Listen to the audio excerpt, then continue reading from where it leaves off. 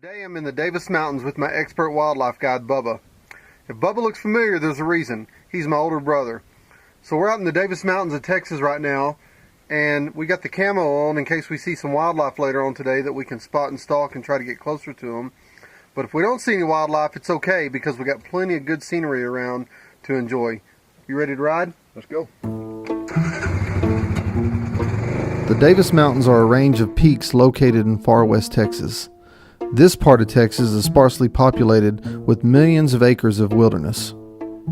Each year the mountains attract tourists to see its natural beauty and visit the Fort Davis National Historic Site, Davis Mountain State Park, and McDonald Observatory. The mountains are of volcanic origin composed of strata associated with eruptions of the Trans-Pecos volcanic field 35 million years ago.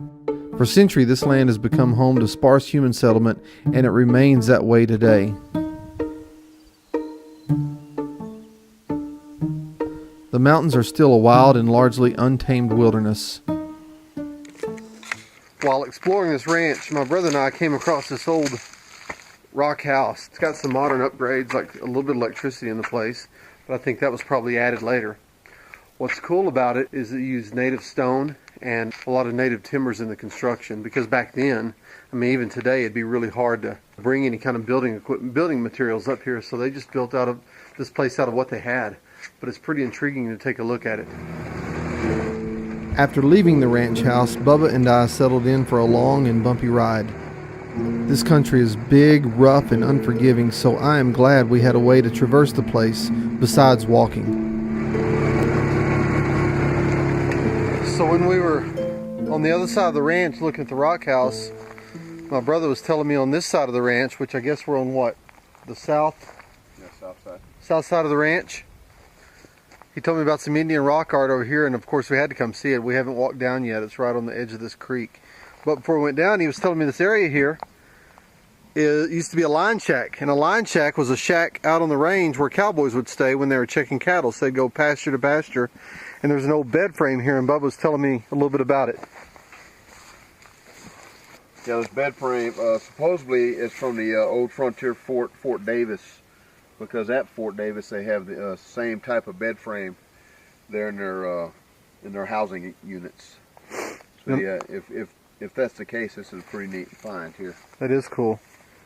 So you want to go down and check out the rock art? Yeah, let's go. Let's go.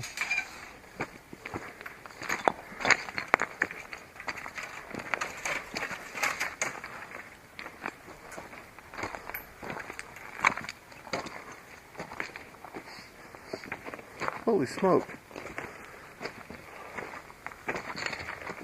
Look at that. I wonder how they made the ochre paint like that. Yeah, they said that archaeologists said that they don't have that type of pigment around this area, so they have to brought it in from somewhere. So if you look at that, there's ochre and kind of a yellow color, and looks like some turquoise blue. See that? That's incredible. They look like some kind of crazy people. What do you think? Yeah, some maybe alien beings. Who knows? So what do you know about them? They were put here by a hunter-gatherer tribe during the Livermore phase. I think it was from anywhere from 500 to 1500 AD. They're 17 foot tall at the tallest, and supposed to be the tallest Indian paintings in the state of Texas. What was your first impression of them when you saw them? I was really impressed, just the height of them and the color, and they've actually lasted this long. Yeah, when you know they've got them hidden kind of in this little bit of a grotto here. Well, if you notice here, this overhead structure actually fell down at some point, and that exposes it to more elements. But still, man It's alive. protected a bit. Pretty impressive. This is kind of cool. The old rock ranch we were at belonged to a guy named Hunsucker. Is that right, Bubba? Yep. And it's called Circle H Ranch.